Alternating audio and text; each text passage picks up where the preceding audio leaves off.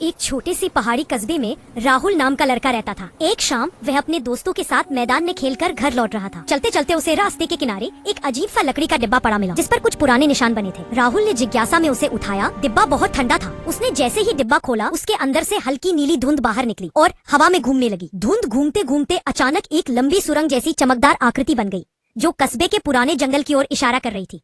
वह उस चमक के पीछे पीछे धीमे कदमों से जंगल की ओर चल पड़ा। पत्तों की चरमराहट के बीच राहुल को एक पुराना टूटा हुआ लकड़ी का पुल दिखाई दिया।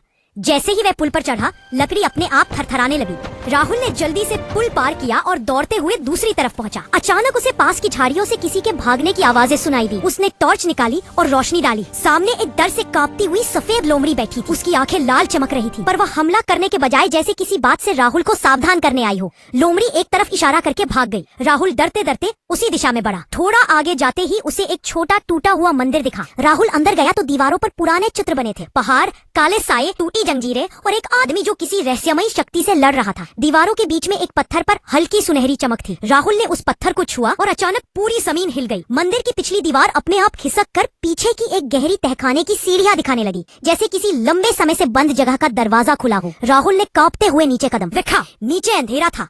जैसे जैसे राहुल आगे बढ़ा, रास्ते के अंत में एक बड़ा कमरा था, जिसके बीच में एक काला तालाब था। तालाब का पानी बिल्कुल स्थिर था। अचानक तालाब के बीच हल्की लहर उठी। राहुल टॉर्च डालकर देखता है। वह पीछे हटते ही पानी तेजी से उबलने लगता है और तालाब से एक लंबा काला इंसानी साया बाहर निकलने लगता है। उसकी आंखें आग की तरह चमक रही थी। पर साया एक भारी आवाज में बोला, तुमने मेरी नींद क्यों तोड़ी बच्चे? फिर राहुल कांप गया, पर हिम्मत करके बोला, मैं तो बस रास्ता भटक गया था। पर साया हंसा, पर उसकी हंसी खौफनाक थी। वह बोला, सदियों पहले इस जंगल पर एक श्राप लगा था। जो भी इस डिब्बे को खोलेगा, उसे श्राप मुक्त करने की जिम्मेदारी लेनी होगी, वरना यह जंगल जीवित नहीं बचेगा। राहुल डरते डरते बोला, क्या करना होगा? साया ने अपने चारों तरफ काले धुएं का घेरा बनाया और बोला, तुम्हें पहाड़ की चोटी पर जाकर उस लाल पत्थर को फिर से जगाना होगा, तभी ये श्राप टूटेगा। जंगल कांपने लगा। तालाब की गहराई से तेज गूंज उठी। कमरे की छत से मिट्टी गिरने लगी। राहुल किसी तरह ऊपर भागा और जंगल के रास्ते पहाड़ की ओर दौड़ा। रास्ते में उसे वही सफेद लोमड़ी मिली,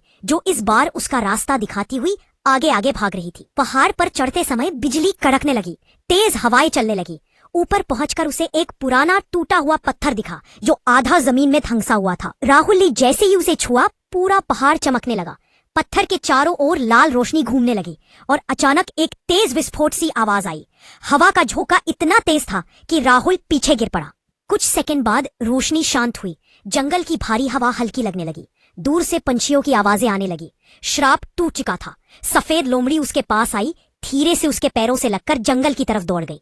राहुल मुस्कुराया, लेकिन जैसे ही वह नीचे उतरने लगा, उसे पीछे से वही काला साया दिखा। बस इस बार वह शांत था। वह बोला, तुमने जंगल को बचा लिया, लेकिन याद रखना, वह डिब्बा जहाँ मिला था वहाँ दोबारा मत जाना। साया धीरे धीरे हवा में घुलने लगा और राहुल अकेला पहाड़ की चोटी पर खड़ा था। उसने आसमान की ओर देखा, गहरी सांस ली और धीरे धीरे पहाड़ से नीचे उतर गया।